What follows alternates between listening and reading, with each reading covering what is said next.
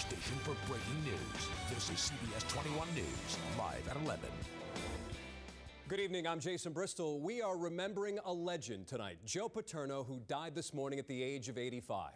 But of course, weather is always first here on CBS 21. Let's go to the First Warning Weather Center with meteorologist Kirk Clyde. Kirk? Jason, the snow that's on the ground, it's acting the same way as ice does in your drink. It's cooling off the lower levels, so we've got warmer air aloft, temperatures still in the 20s at the surface. Tough to pick up, but if you've been out tonight, you may have noticed it. There's a little bit of freezing drizzle, and just a trace can cause some problems. Just to the west here, some massive storms taking place, and what we're going to get is all part of that. Freezing rain advisory. It's mainly going to be drizzle, though. Continues until 8 o'clock in the morning. This is all along I-81, all the way from New York State well down into Virginia. So don't go out tonight. Stay in, especially off I-81 until the early morning hours. Then the rain moves in and eats up that snow. Lots of changes in your 7-day, and that's coming up. He was an icon, one of the most famous coaches in the history of American sports, and his loss is being felt from State College to Seattle. Joe Paterno died this morning, losing his short battle with lung cancer. CBS 21 News has team coverage. We begin with CBS 21's Chris Fisher, who is live with the Center County Mobile Newsroom. Chris, you have been in State College all day. What's it like there now? Well, Jason, the scene has dwindled down outside here at the Joe Paterno statue, where just an hour ago, hundreds of students holding candles and signs stood and were singing. As for Joe Paterno, we have learned that his family was at his bedside, surrounding him when he passed away. Paterno was then transported to Koch Funeral Home, where arrangements for his funeral and wake will be made tomorrow. Although Paterno has passed on, his spirit is everywhere in State College this evening. In front of Paterno's statue, the sight of tears falling down faces was everywhere. Generations of Penn State alumni and fans paying respects to a man representing more than just wins. Joe is like our grandfather. He's done so much for this university, despite all the negative comments lately. He has helped thousands and thousands of young men and young ladies. Paterno's marks are everywhere around this small college town, and now from the steps of Old Main to the footsteps of Beaver Stadium, admirers are leaving their marks honoring the iconic coach. Sadness, just incredible sadness, because this whole town loved him. Since last night, the campus has been somber, preparing themselves to lose the winningest coach in college football history. Nothing prepares you to lose a legend like Joe Paterno and what it means to this community. For many, Paterno represented more than Penn State football or State College. He was family. Now, the display of admiration continues throughout the night. University President Rodney Erickson says they plan on honoring what a remarkable life and legacy Joe Paterno has left behind, which has already begun this evening. The lights here at Beaver Stadium being left on, an image of Joe Paterno being displayed on the scoreboard. Now, this morning, just after his passing, I spoke to one of his family members, and she asked for everyone to honor the family wishes and allow them to grieve in peace. Reporting in University Park, Chris Fisher, CBS 21 News. And the governor, Tom Corbett, shared his thoughts this morning shortly after Joe Pa's death. The governor saying his legacy is the winningest coach in major college football, and his generosity to Penn State as an institution and to his players stand as monuments to his life. As both man and coach, Joe Paterno confronted adversities, both past and present, with grace and forbearance. His place in our state's history is secure. Paterno's place in the heart of every Penn State fan is also secure. Thousands of people went to Old Main tonight on campus for a vigil. CBS 21's Chris Papps was there as well. He is also live with the Center County Mobile Newsroom. And Chris, can you describe what that vigil was like tonight? Well, Jason, this vigil was as somber of a moment as I've ever experienced in my career. As you mentioned, thousands of people gathered at Old Main to honor the legend of Joe Paterno. During the brief ceremony, the Blue Band played, which you're hearing here, and students, former players, and current ones, like quarterback Matt McGloin, said a few words. But it seemed that Joe Paterno was honored more as a man than a coach, a man who loved his university and the students who attended it, a man who encouraged everyone to believe in themselves and strive to become great in their own right. This young man right here said it best. It's hard to put into words what he has meant to everyone who's coming out here tonight, and he's done so much for everyone who's walked on this campus and for this university, and it's just he's a great man, more than just a football coach. He's inspired so many, and just wanted people to be better men and women, not just, football players. He's touched the lives of everyone here. And then after the vigil was over, the students, thousands of them, walked here to Beaver Stadium and paid their respects to the man who somehow was able to touch all of their lives. Now, we do expect students and mourners to be here throughout the morning and throughout the evening, and we will be here for all of it at this statue of Joe Paterno that stands outside the stadium that many say he built. Live at the Centre County Mobile Newsroom in State College, Chris Pabst, CBS 21 News. And the new face of the football team is Bill O'Brien. And speaking for the entire football program, he said, "We offer our condolences to the Penn State community and in particular to those who wore the Penn State colors, our Nittany Lion football players and alumni. Today they lost a great man, coach, mentor, and in many cases a father figure. And we extend our deepest sympathies." That is from Bill O'Brien, the new head football coach at Penn State, who's currently with the New England Patriots. And when Joe Paterno recruited someone, it wasn't just about football. It was about joining that Penn State family. CBS 21's Annie McCormick has reaction from around here. She is live with the Dauphin County Mobile Newsroom in Middletown. And Annie, is it even more emotional right now for the guys who once played for Joe Pa? Well, Jason, it's amazing to see the spectrum of people that are mourning him today, from complete strangers to those players that you're talking about that knew him so well. And yes, the impact on them is definitely stronger today. Here's what one man had to say about it. Not many people can say Joe Paterno came into their living room to ask them to play football, but Ron Hostetler can. And here he was in our living room, sitting next to me and talking about everything but football. And there was something different about this guy. And he spoke to my heart. Then there are the people Joe Pa never met. He was kind of like the face of Penn State, if you know what I mean. Like, he was like our mascot. Student Pauline Castro likes when strangers recognize her school by the icon. He asked me where I was transferring to, and I said Penn State, and right the first thing he said, he's like, "Oh, Joe Paterno."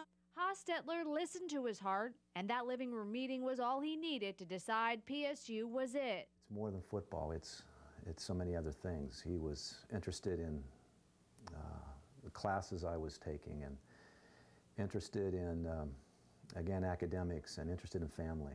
Paterno also recruited his younger brother Jeff, who later transferred schools. Well, today, men like Hostetler found a way to remember Joe Pa. Saddened.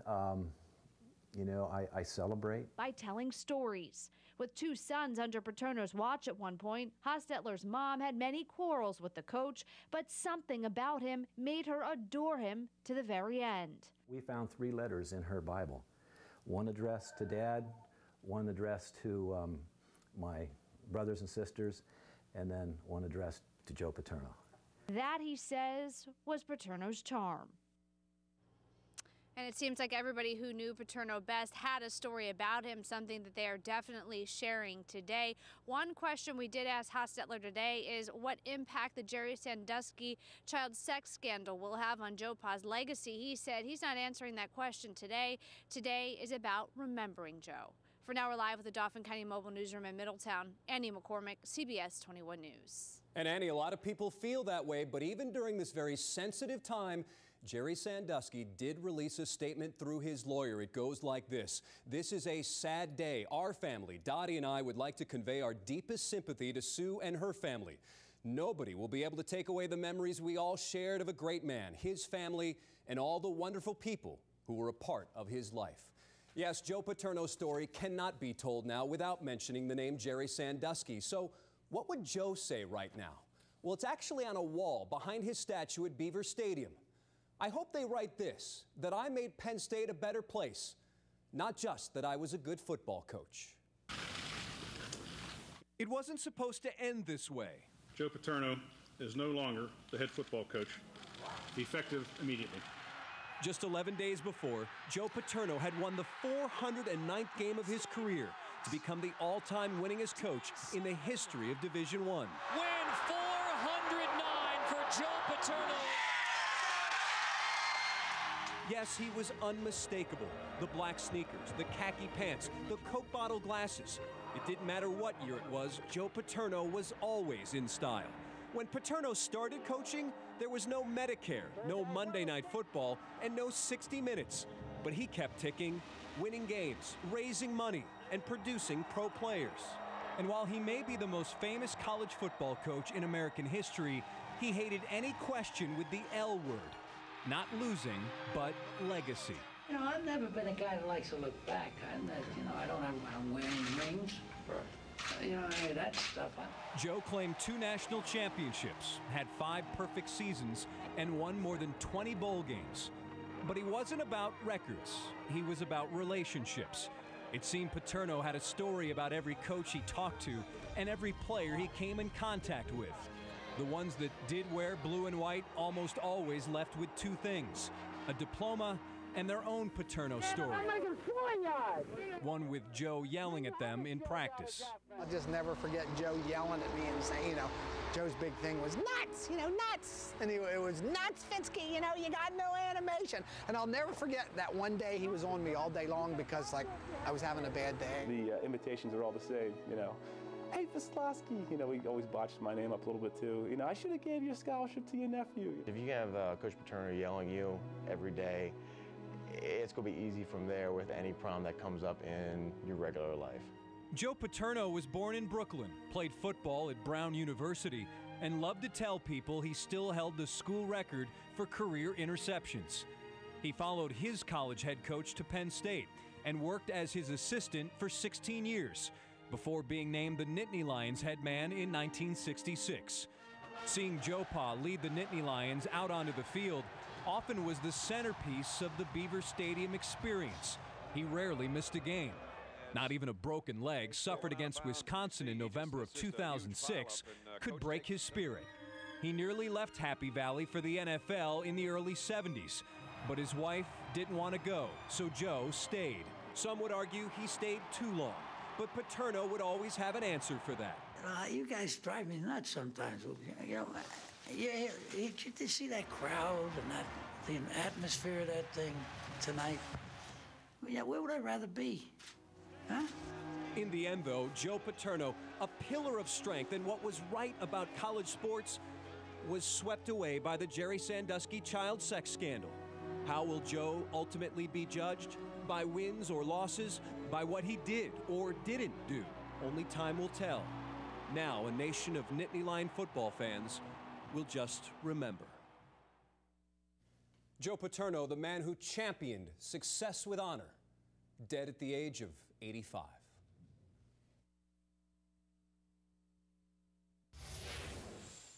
Tomorrow, it's on. The long-anticipated corruption trial of State Representative Bill DeWeese. Now, jury selection ended Thursday. DeWeese faces charges that he used his legislative office and employees to do political campaign work. During this ongoing investigation by the Attorney General's office, he is the highest-ranking legislator to stand trial. DeWeese is from Greene County. He's been in the House for 35 years. CBS 21's Annie McCormick will be in the courtroom for opening arguments. Change is coming to Millersville University. The president of that school is retiring next year. Dr. Francine McNary has been the president for the past 8 years. She is the first African-American woman to lead a state university. Millersville hopes to hire a new president in the fall. Also leaving, Gabrielle Giffords, the representative from Arizona. She announced on her website today that she's leaving Congress. Her resignation should take effect tomorrow. Giffords is leaving to focus on her recovery after being shot in the head last year. Continuing coverage tonight of that cruise ship wreck, and another body has been found. Today, divers searching the wreckage off the coast of Italy found the body of a woman in the submerged part of that ship. The death toll is now up to 13, with over a dozen passengers still listed as missing. Well, a slippery start to the work week. Another quick change as weather feeling more like March moves in, but there could be some problems overnight. Kirk is in next with your first warning forecast. You're watching CBS 21 News, live at 11. Your station for breaking news. And now, CBS 21 News First Warning Weather with meteorologist Kirk Clyett. If you're going to be out on the roads in the next 8 to 9 hours, be awfully careful. Just a little bit of freezing drizzle tonight, but that's all it takes to cause some big problems. The colder air at the surface, we've got an inversion. That means it's warmer aloft. That's why it's not snow. That's what we've got, the freezing drizzle. The barometer is still very high, but we have got a nasty area of low pressure heading towards us. We are not going to get the worst of it. In fact, a freezing rain advisory in effect until 8 o'clock is okay compared to what's happening in some areas of the Mid-South right now. It's very tough sometimes to pick up that very light precipitation, but it's out there tonight, so keep an eye out for it. The advisory extends all the way from New York well down into Virginia, but look what's happening to the west. 34 in Pittsburgh now, 41 in Morgantown. So tomorrow, snow-eating rain is going to make its way into the area. So here's what we're looking at as far as radar is concerned. The action, though, is associated with a front that was out in the west. Remember, these storms racing across the country, and right now tornado warning in effect for the Memphis area, also up into southern Illinois. This is a dangerous situation that's happening. Look at these temperatures. It's 72 degrees in Memphis right now, a tremendous amount of shear in the atmosphere, and the result is a particularly dangerous situation for tornadoes, almost unheard of to have happen in January, but we've got it right here in this warm sector, Mississippi, Alabama, Tennessee, and it's going to be heading towards us, but thankfully weaken in intensity. However, Ohio, maybe even western Pennsylvania could be looking at some thunderstorms tomorrow. For us, maybe west of Chambersburg. I don't think for most of our viewing area we're going to see it. There's the area of high pressure. A southeasterly flow is what we've got going on, and then some freezing drizzle. But look at those huge storms taking place in Illinois for tonight. So we're going to warm up, and the freezing drizzle will become just plain rain by the time we get to the middle of the morning. But look at that. We go from 32 to 41 and then 45 in the afternoon. Maybe a little midday break from the rain is what we've got. But here's what we start with. At midnight tonight, then just that very light freezing drizzle. The advisory ends at 8 o'clock. Then here comes the rain and the warmer temperatures to eat up that snow. And then a little lake effect snow to the west of us, and things quiet down for Tuesday. But look at this, not that much cooler behind the front, so the Mid-South could get pounded again as frosty fades away for us. Should be the coldest time of the year, but it's not.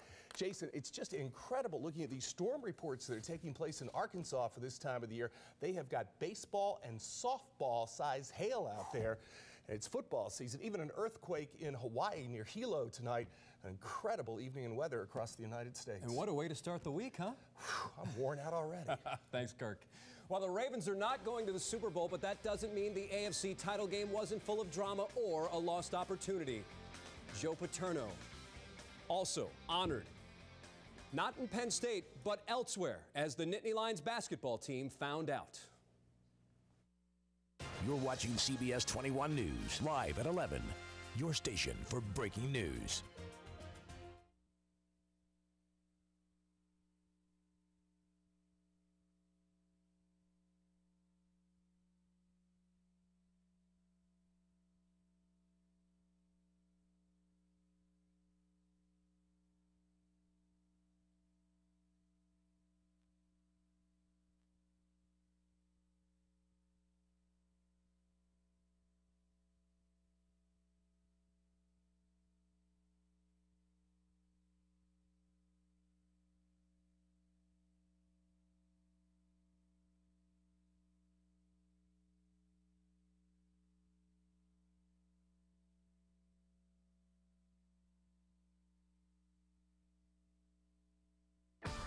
And now, CBS 21 Sports with Jason Bristow. Joe Paterno was a football coach, but he loved all sports and football players who also played other sports. Now, the Penn State basketball team was not at home today, but the fans in Bloomington made them feel at home. Penn State facing Indiana, ranked 11th in the country, and before the game, a moment of silence for Joe Paterno. Penn State wearing black ribbons on their jerseys, including Jermaine Marshall from Redland. Down low, there's a bucket. Penn State up 2 at the half, thinking upset, 29-27. Second half, different story. Jordan Hulls for 3 here. He had 14. Indiana wins 73-54. After the game, Penn State coach Pat Chambers reflecting on the support Paterno gave him. Just wanted basketball to be successful. Really wanted to give us what we needed to compete in the Big Ten on a daily basis. Penn State was told of Paterno's death on its way over to the arena. The team then scrambled to find some black ribbons, which looked more like tape. And as you can see, Tom Crean, the coach of Indiana, also emotional today. Well, it's in this book, The Best Sports Cliches Ever, that defense wins championships. And for that reason, the Ravens could taste another trip to the Super Bowl. Ray Lewis certainly wanted that, but New England and Tom Brady can certainly score at will. We go late to the fourth. Baltimore is down 3, but driving. Joe Flacco throwing. Lee Evans, did he have it? He dropped it. Ruled incomplete. The Ravens couldn't challenge because there was less than 2 minutes to go, and the refs have to do that. Ravens settle for a field goal, but Billy Cundiff, who's normally automatic, misses. And Baltimore loses 23-20. New England off to the Super Bowl. After the game, John Harbaugh still proud. We talk about mighty men. We've been talking about it for a long time, and I don't feel any less about our guys that way than we felt 4 years ago when we started. As for that play in the end zone, Harbaugh said he was surprised the officials did not go to replay to take another look, but doesn't feel like the game was stolen away by the refs. Patriots will face the winner of this one. The Giants and Niners NFC title game go to overtime after San Francisco lost the football on a punt. New York set up nicely. Lawrence Tynes from 31. Not just good, Super Bowl good. The Giants win 20-17, so it's now a rematch of Super Bowl 42 in which the Giants pulled off that amazing upset. Now, the early favorite in this Super Bowl, well, Vegas has New England favored by 3.5 points. Hershey Bears at home facing Manchester for a second straight night. Good night for Baby Disco. Oh, kid's got good rhythm, huh? Big night for Manchester. Stephen Leggett taking that pass and scoring in front. His second goal of the game. It was 3-0 Manchester. Later in the second, Hershey power play. Monarchs lose it. Keith Coyne scoring with it. That makes it 3-2, but Manchester will get an empty netter at the close of the game and wins 4-2 to complete a weekend sweep. We will be right back. You're watching CBS 21 News, live at 11. Your station for breaking news. Kirk has a last look at weather, and was this it for us in terms of winter? Any major storms the next couple of weeks as far as winter storms? I mean, Jason, right now it's in the 70s in Memphis, Tennessee. Checked with some of my colleagues. That's not that far because we're getting affected by that same air mass. My colleagues in Alabama, they're going to stay on the air all night because of tornado issues, which is just wild for this time of the year. What we've got is the cold air thanks to the snow at the surface, so a little bit of freezing rain. It's really not showing up on radar, but it is out there, so keep that in mind. The freezing rain advisory continues until 8 in the morning, but then the snow-eating rain comes by the afternoon. And Jason, I wouldn't be surprised totally if we got a thunderstorm. Best chance will be west of Chambersburg, but how often we talk about January and thunderstorms, it's a chance it could happen tomorrow. Well, we'll just deal, right? We always do. All right, thanks for watching CBS 21 News live at 11 for tonight. Join us tomorrow. Have a great night.